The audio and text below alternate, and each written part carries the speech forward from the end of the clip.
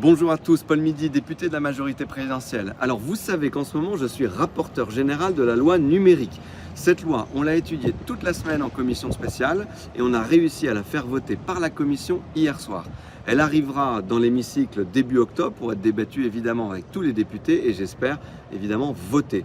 Cette loi, elle doit nous permettre notamment de lutter contre le cyberharcèlement qui gangrène nos réseaux sociaux avec le racisme, la misogynie, l'LGBT-phobie, l'islamophobie, l'antisémitisme, le sexisme. C'est à tous les étages, le niveau de violence est évidemment beaucoup plus important que dans la vie physique, dans la vie réelle entre guillemets.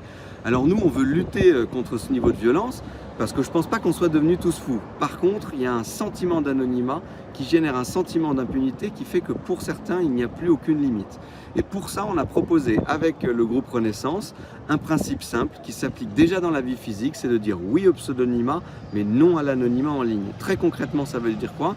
Ça veut dire que, bien sûr, je peux avoir un profil Facebook où je me suis sous pseudonymat, c'est-à-dire que je peux l'appeler Polo91 et mettre la photo de mon chat et m'exprimer totalement librement sous pseudonymat.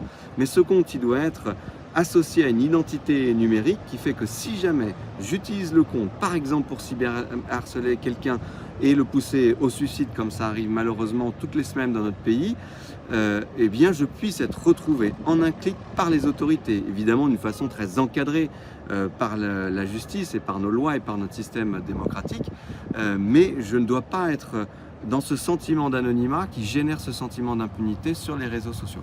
Alors ce débat-là, il a permis d'avancer déjà en commission parce qu'on a fait voter un premier objectif pour développer l'identité numérique en France avec l'objectif que 80% des Français aient une identité numérique en 2027 et le gouvernement a pris position pour une de nos propositions qui est d'obliger les plateformes de réseaux sociaux à proposer cette fonctionnalité de compte certifié personne physique ou personne morale.